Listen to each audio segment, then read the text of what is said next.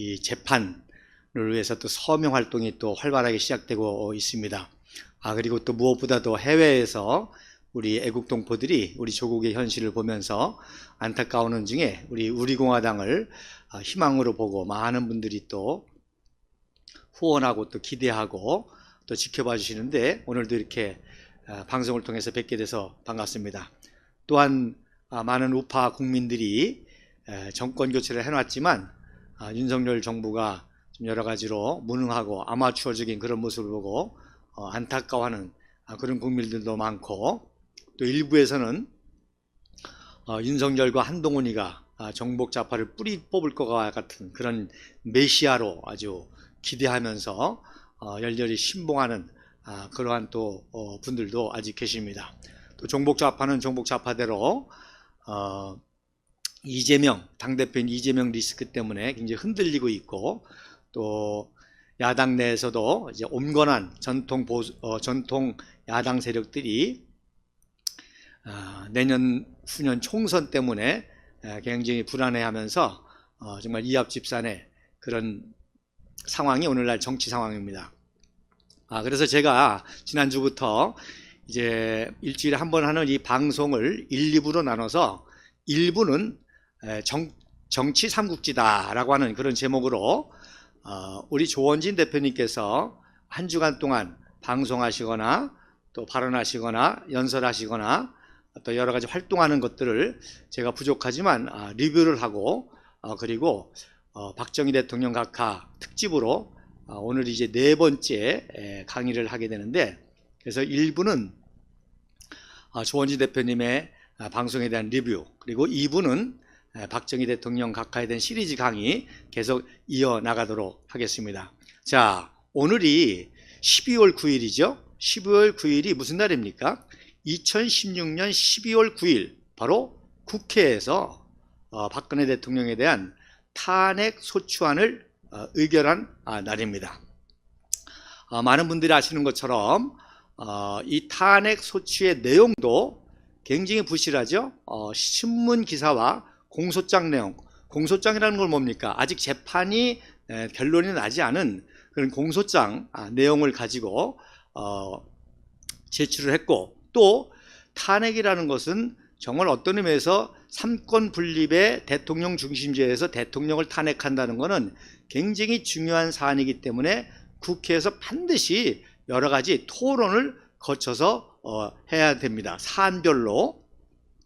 그런데 그런 절차가 전혀 없이 정세균 국회의장이 통과시켜버린 그런 날이 바로 오늘 탄핵소추안. 그래서 우리는 이거는 국회 반란이다, 국회 반역이다, 국회 쿠데타라, 그렇게 말하는 것입니다. 여러분, 제가 한번 사진을 보여드릴게요. 여러분의 기억을 상기시켜 드리는 의미에서. 자, 왼쪽에 있는 사진이 2016년 12월 3일 즉 탄핵 소추를 앞둔 촛불 제5차 제6차 촛불 집회입니다. 이게 그때 언론 방송에서 약 230만이 모였다고 선동을 했죠. 즉 국회를 압박하기 위한 그러한 촛불이었고, 모든 언론 방송들이 232만 명이 모였다. 경찰 추산으로는 그때 한 40만 명이라고 했고요. 사실 실질적으로는 10만이 조금 넘습니다. 근데 여러분, 왼쪽 사진 보시는 것처럼 이게 뉴시스 사진인데 뭐예요? 광화문 양편의 사진을 합성한 겁니다. 그래서 많이 모인 모양을 보이려고 양편에 있는 그 사진을 2개를 똑같이 합성을 해가지고 그 당시 참 언론이 이런 짓을 한 거예요. 이렇게 해서 국민을 선동해서 탄핵이 국민의 뜻인 양 해서 12월 3일 날 이렇게 압박을 해서 12월 9일 날 탄핵 소추안을 바로 그 유명한 권성동, 이 권성동이 지금 또 실세가 됐죠.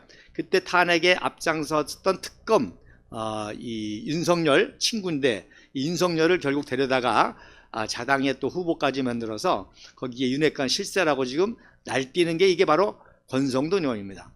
자당의 대통령 후보를 자기가 탄핵소추 위원장이 돼가지고 이렇게 탄핵소추안을 제출하는 그런 참 어처구니없는 일이 일어났고, 또 그 당시 야당이야 뭐 여당의 대통령이 날아가니까 얼씨구나 좋다 하고서는 이제 탄핵을 가결했죠.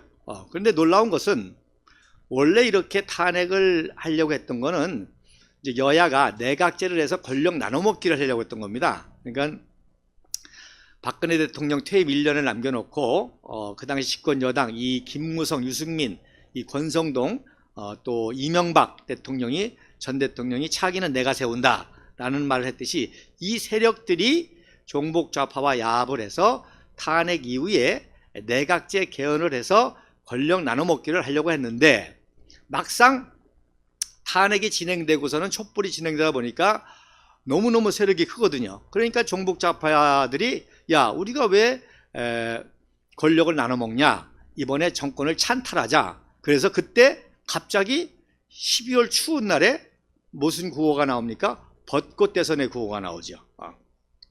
벚꽃 대선. 그게 뭐예요? 이제 내각제가 아니라 내년 5구 대선을 통해서 정권을 찬탈하겠다는 겁니다. 그래서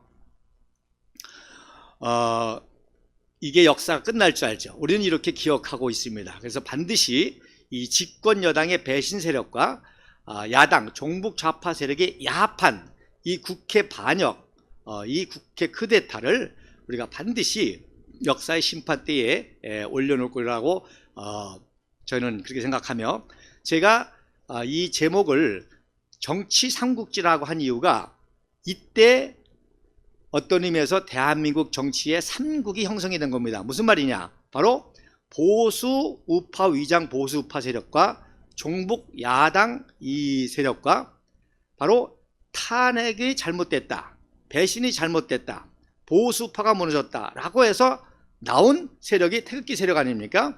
그래서 그 다음 사진 보시면 이제 탄핵 소추안이 가결된 다음 날 12월 10일 촛불 집회죠. 12월 10일 광화문은 제7차 촛불 집회인데 이제 탄핵 소추안이 가결되니까 그때부터 촛불이 이제 모이지를 이제 숫자가 줄죠.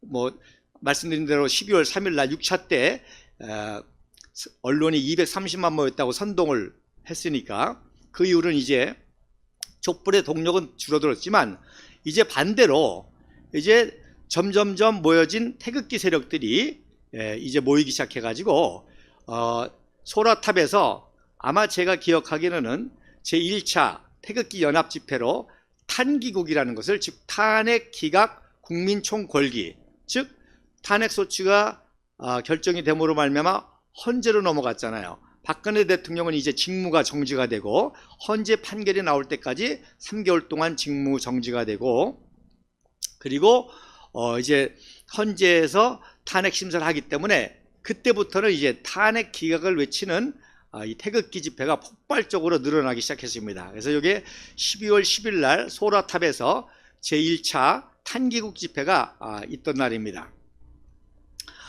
촛불들은 신이 났죠. 그래서 오른쪽에 보면 횃불은 바람에 꺼지지 않아. 그래서 이제 횃불 시위가 등장합니다. 이제 촛불 시위를 넘어서서 이제 횃불 시위로 진행이 되면서 이제 뭐 신이 났죠. 그래서 곧 이제 헌재에서 탄핵될 것이고 이제 벚꽃 대선 들어가면 정권을 차지할 것이라고 하는 그러한 이제 촛불의 시위가 있었고, 말씀드린 대로 왼쪽에서는 이제 탄교. 저는 그 당시 천안 그 지방에 있었기 때문에 이런 사실을 전혀 몰랐어요. 촛불은 뉴스에서 방송한 걸 알았지만 탄국이라는 것이 있는 줄도 모르고 서울에서 이렇게 집회를 하는 줄도 몰랐습니다.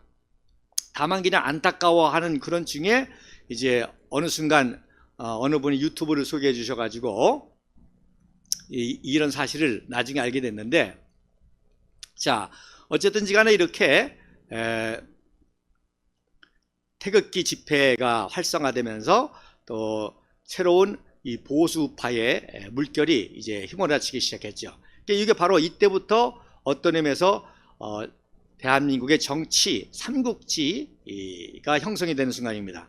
보수 반역 세력, 종북 좌파 세력, 그리고 순수한 진성 보수 애국 태극기 세력. 그런데 5구 대선이 들어가면서 어떻게 됐습니까? 뭐 물론 그 전에 3.10 사건, 3.10 사건이 있었죠. 결국 탄핵 기각이 아니라 아마 탄핵이 각하될 거다.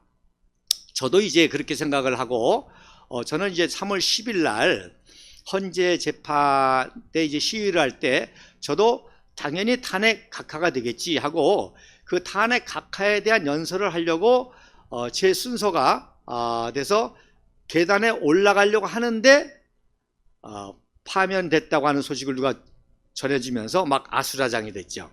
그러니까 저도 조금만 일찍 올라갔으면 아주 탄핵 각하를 아주 용감하게 외치다가 창피를 당할 뻔한 그런 일이 있었겠지만 어쨌든지 간에 3월 10일 날 그래서 그때 3월 10일 날 우리 눈앞에서 우리 동지들 5분들이 스피커에 두개골이 깨져서 피를 흘리시고 또 압살을 당하시고 저는 그때 무대에서 이 군중 속에 숨어서 폭력을 선동하는 자들이 있더라고요.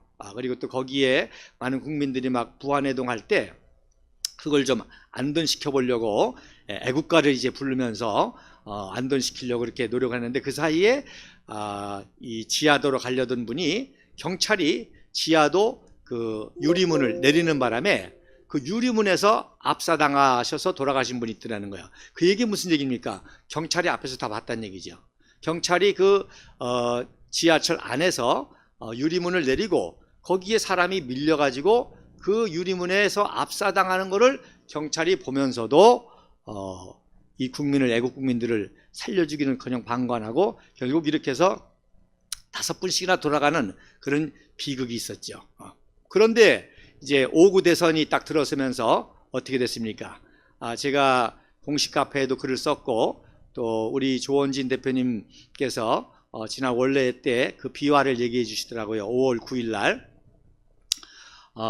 이제 단일화에 대한 압박이 너무 심하니까 새누리당 공동대표이면서 권영애 장로가 새누리당 공동대표이면서 자기 당이 배출한 조원진 후보에게 후보 포기 또 사퇴 압박 이거를 제안하니까 이제 조원진 후보님께서 당원들에게 묻고 그 당원들의 결심에 따라서 하겠다. 그래서 이제 4월 20일인가요? 그 시청역에서 이제 첫 유세할 때 권영애 장로가 등단에 서가지고 그런 얘기를 하니까 어떻게 됐어요?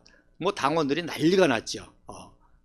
저도 깜짝 놀라가지고 아니 지금 대선 시작하는 날 유세하러 왔는데 그런 질문하니까 너무 당황돼가지고 옆에 계신 우리 조원진 후보님에게 아니 후보님 어떻게 된 겁니까? 끝까지 가십니까? 그랬더니 슬쩍 웃으시면서 고개를 끄덕이시더라고요. 그래서 그럼 저도 끝까지 가겠습니다 했는데 여기까지 왔어요. 그러니까 그때 이제 조원진 대표님 말씀께서는 그때 이제 그 당원들의 그 눈빛을 보고 새누리당은 깨진 거나 마찬가지죠. 왜? 새누리당에서 후보를 만들어냈는데 새누리당의 지도부가 배신을 해가지고 후보를 사퇴를 권고하고 홍준표와 연합을 얘기하니까 이미 새누리당은 깨진 거나 마찬가지 아닙니까? 그래서 조원진 대표님께서는 그때 대한애국당이 탄생했다 그렇게 말씀하시는데 이해가 되더라고요. 그래서 이분은 벌써 그때부터 이 끝까지 정의와 진실을 붙잡고 이 탄핵 무효를 외치려고 하는 이 지지 세력들과 함께 새로운 정치 세력을 만들어서 이 난국을 타개해보겠다고 하는 그러한 이제 생각을 가졌었던 거죠. 그러니까 결국 그때 미약하지만 삼국지가 형성이 된 겁니다. 보수 반역 세력, 종북 좌파 세력, 그리고 정통 보수 구국 우국 세력, 우리 대한애국당, 우리 공화당 세력이 형성이 된 거죠. 그래서 지금 이러한 상황을 우리가 삼국지 지형으로 이 삼국지 지형 정말 우리가 이 양야 거대 양당 여야 거대 양당의 참 이 틈바구니에서 우리는 생존해야 되고 또 확장하고 또 강화해야 되고 성장해야 되고 그리고 결국에는 두 세력을 무너뜨리고 수권 정당까지 가는 이러한 과정이 있는 거죠. 그래서 아직도 우리가 창당한 이제 5년이 지났지만 사실 우리는 지금 생존을 위해서 발버둥 치지 않을 수가 없습니다. 왜? 이 두 세력에게는 우리가 공동의 적이지 않습니까?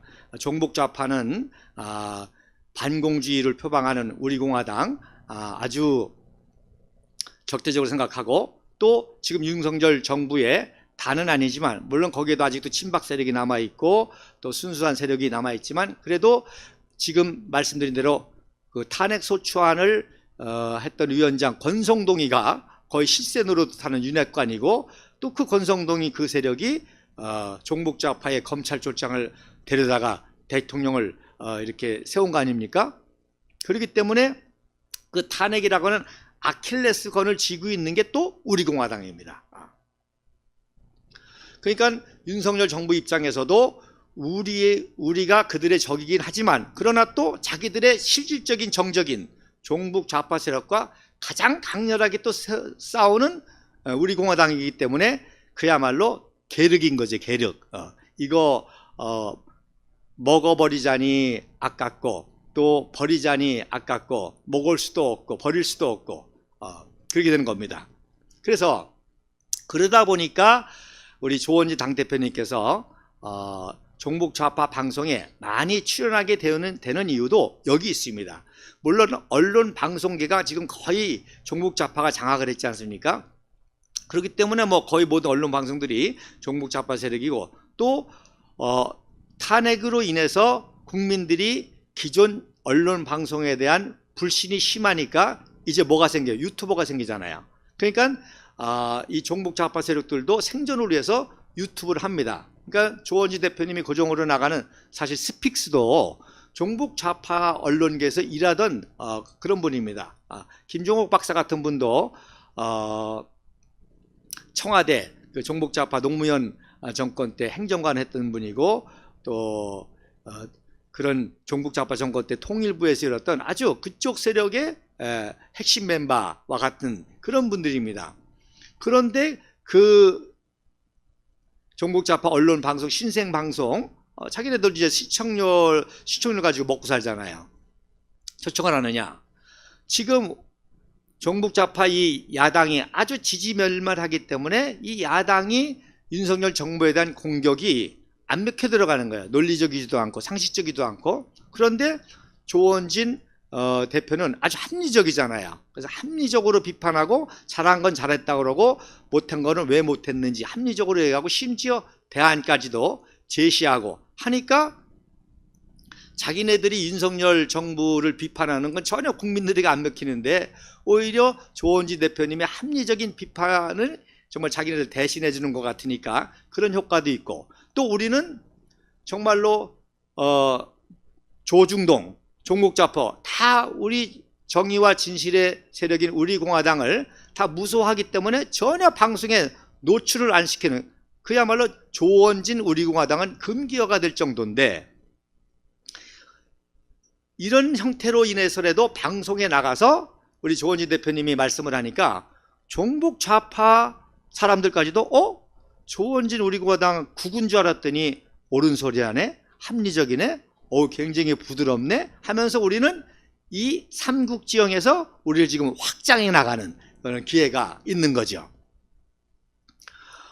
물론 이제 아시아투데이 같은 이제 보수파 방송에서도 이제 다음 주에 또 나가시면서 점점 그 보수파의 그 건전한 우파 방송들도 나가야 되는데, 사실 정재규나 또 김세희나 또 조중동이라든지 이런 그 TV조선이라든지 이 우파 방송들이 조원진 대표님을 초청해야 되는데 뭐예요? 눈치 보는 거잖아요. 현 정부에 대해서. 그래서 거기서 조원진 대표님이 합리적으로 윤석열 정부에 대해서 어떤 비판을 한다. 그러면 윤석열 정부로부터 찍힐 거 아닙니까? 그러니까 오히려 보수우파 방송들은 오히려 조원진 의원을 초청하지 못하는 그런 형편에 있는 거죠. 그러나 앞으로도 거기에도 이제 길이 분명히 열릴 것이고요. 또 말씀드린 대로 이제 다음 주 아시아투데이라든지 이렇게 하면서 이제 우리의 방송의 지형이 넓혀지는 이유가 바로 삼각 지형이기 때문에 그렇다는 거예요. 삼각 지형이기 때문에. 그래서 저는 이제 정치 문외한이고 역사는 좀 공부했지만 정치 문외이기 때문에 5년 동안 조원진 대표님에게서 정치를 배우면서 이제 조금 조원진 대표님의 의도라든지 또 그 핵심이라든지 그런 것들이 조금 이제 이해가 되시는 것 같더라고요. 놀라운 거는요, 여러분 보세요. 조원진 대표님이 그동안에 계속 방송에 나가서 한 게 두 가지입니다. 첫째로 국가 운영 비전이 없다. 윤석열 정부는 국가 운영 비전이 없다. 그 다음에 컨트롤 타워의 문제다. 계속 강조를 하니까 어떻게 됐습니까? 최근에 컨트롤 타워가 생겼잖아요. 윤석열 정부 내에 컨트롤 타워가 있어가지고 2말 3초 여당 전당대회를 지시할 정도로 뭔가 정치 일정을 나름대로 잡아나가는 그런 이 스케줄이 갑자기 그 아마추어 같고 무능했던 윤석열 정부에서 나왔단 말입니다. 놀랍지 않습니까? 여러분 보세요. 내년 1월 1일 추석을 즈음해서 아마 제도 예상하기는 윤석열 정부에서 나름대로의 국가 운영 비전이 나올 겁니다, 이제. 자, 그 다음에 그리고 나서 요즘에 최근에 조원진 대표님께서 계속 말씀하시는 게 뭐예요? 여당 내의 집단 지도 체제와 그리고 야당의 분열 위기를 계속해서 말씀하시지 않습니까? 그래서 여당의 집단 지도 체제의 의미는 여러 가지 의미가 있겠지만 집권 여당의 해결책이기도 하지만 우리의 생존 여부하고도 밀접한 연관이 있습니다. 여러분 아시는 대로 재판이 엊그저께 있지 않습니까? 여러분 특수공무집행 방해는 둘 중에 하나입니다. 셋 중에 하나입니다. 특수공무집행 방해는 벌금이 없어요. 실형이죠. 그래서 보통 1년 6개월을 기준으로 해서 뭐 1년 이하거나 2년이거나 1년 6개월이나 나옵니다. 아니면 무죄인 거예요. 그러니까 세 가지 가능성이 있죠. 바로 무죄가 나오든지 1년 6개월 실형이 나오든지 뭐 법정 구속이 되든지 뭐 법정 구속은 안 돼서 어쨌든 나오다든지 아니면 뭐가 나와요? 집행유예가 나올 수 있다는 겁니다. 그러니까 제가 이게 좀 이제서 좀 감이 잡히더라고요. 조원진 대표님의 그렇게 말씀하시는 게 이제 연결이 좀 되더라고요. 그러니까 여당 내에 집단 지도체제가 생겨야 그 집단 지도체제 내에 조원진 대표님하고 밀접한 계열들이 있을 거 아닙니까? 윤상현이라든지 박대출이라든지 또 주호영은 탄핵에 적극적으로 앞서진 않았지만 어쨌든 간에 그 대구와의 그 인간관계라든지 이러면서 우리와 연대할 수 있고 연합할 수 있는 그런 세력들이 생기기 때문에 우리의 생존에 상당히 유리한 영향을 미친다는 거죠. 또 이쪽도 마찬가지죠. 종북좌파 세력도 지금 이재명의 사법 리스크 때문에 지금 굉장히 지금 어렵지 않습니까? 이제 서서히 반론이 나오지 않습니까? 여러분 박영선 의원 같은 경우는 공천권 내려놔라. 이거 뭐 당대표한테 공천권 내려놓으라. 이 쇼킹한 얘기 아닙니까? 그리고 사실 조홍천 보세요.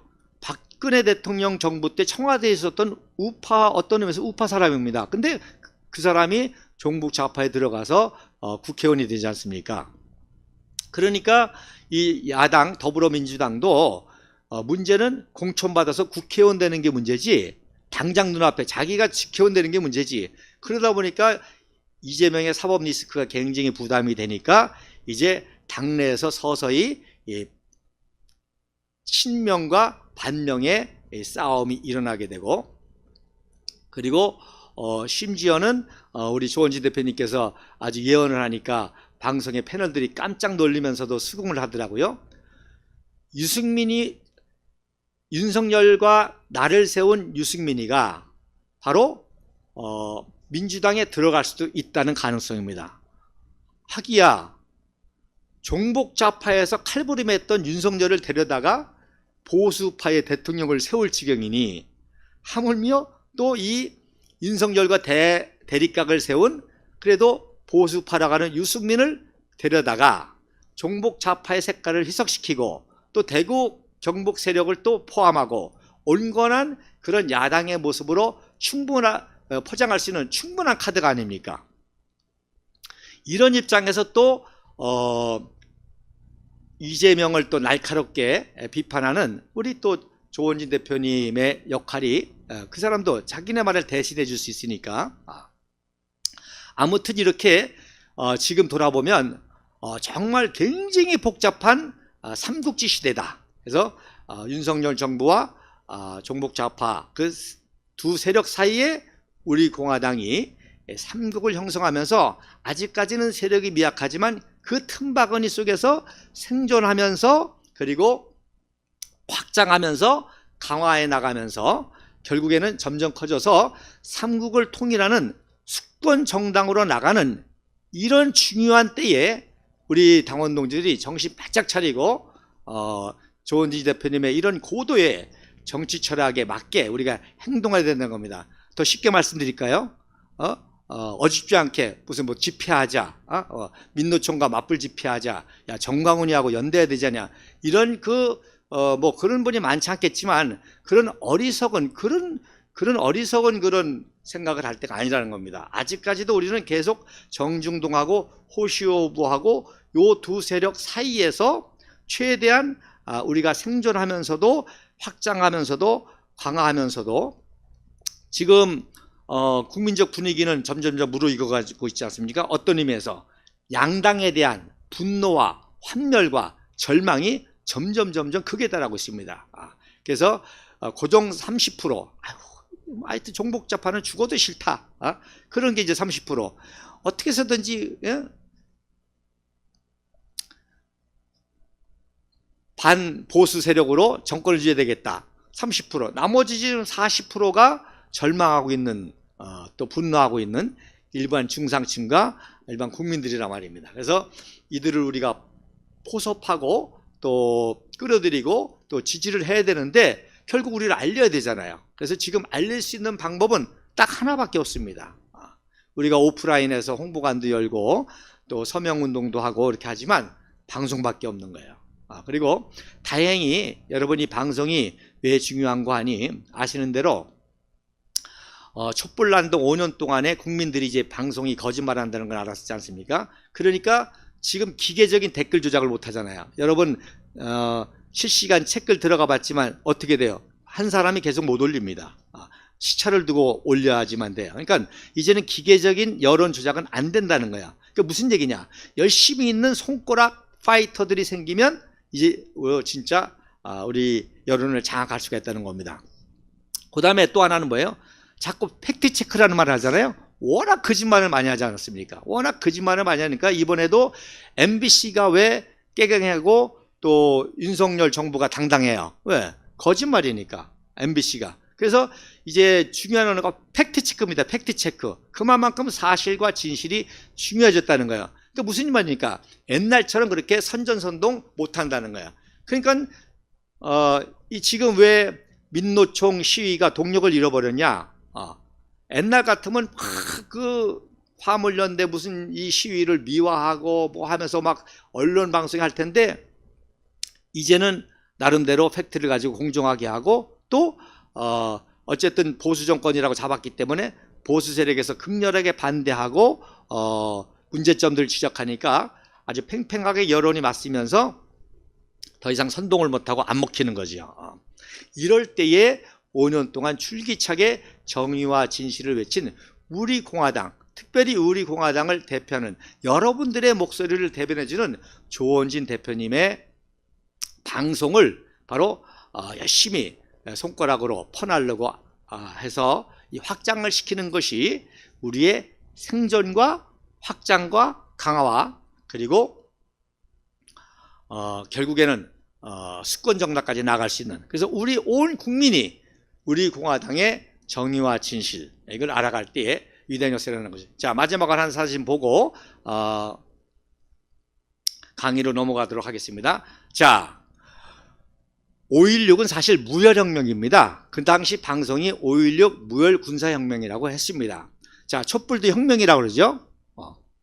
여러분 이 레이몬드 아론이라고 하는 프랑스의 유명한 지식인인데 이 레이몬드 아론이라는 이 사람이 무슨 말 하는 거 아니?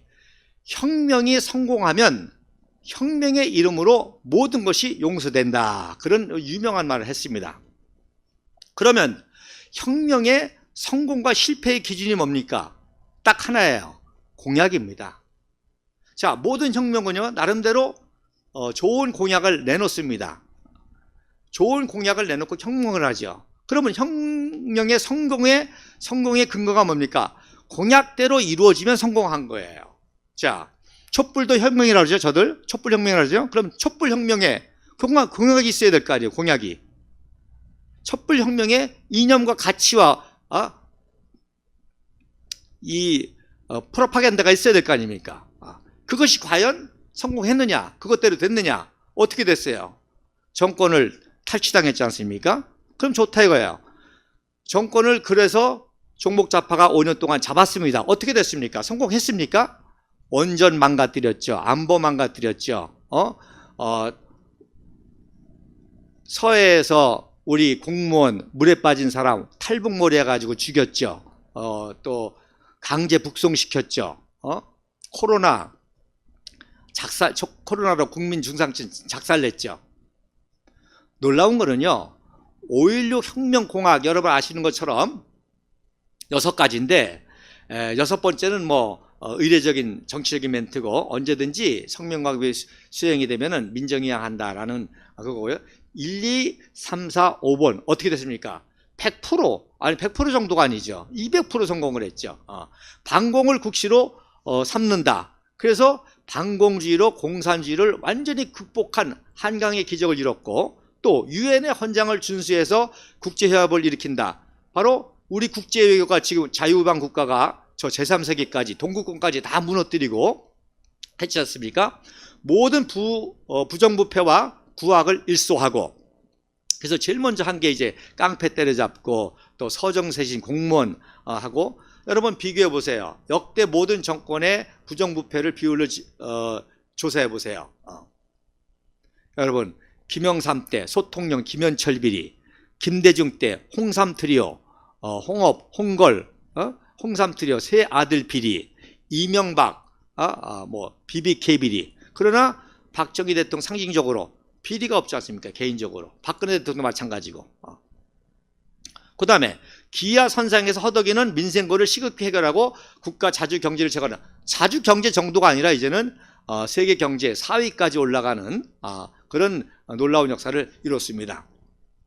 그리고 민족적 열망인 국토통일, 국토통일을 이룰 수 있는 공산주의와 실질적으로 싸울 수 있는 실력을 배양한다. 지금 군사력, 경제력, 외교력 완벽하게 북한을 제압해서 북한은 오로지 핵 하나 가지고 생존을 지금 모색하는 그런 단계 아닙니까? 그래서 저들은 이 종북좌파는 어떻게 정권을 잡았습니까? 계속 5.16 군사 쿠데타다, 군사 정권이다 이거로 또 그 과정에 있어서 일어났던 종북좌파 세력에 대한 어떤 정치적인 탄압을 인권 탄압이다. 그래가지고 신영보기를 영웅화시키고 그 당시 그 독재 투쟁했던 사람들이 민주화 투사가 되고 하는 계속 이게 역사 아닙니까? 5.16 무혈혁명을 5.16 군사 쿠데타로 계속 군사 독재라고 해가지고 그 이념으로 반대해가지고 결국 정권까지 잡은 게 종북좌파 아닙니까? 그럼 과연 촛불혁명이 혁명이냐, 혁명 성공했느냐? 바로 우리는 아니라는 거죠.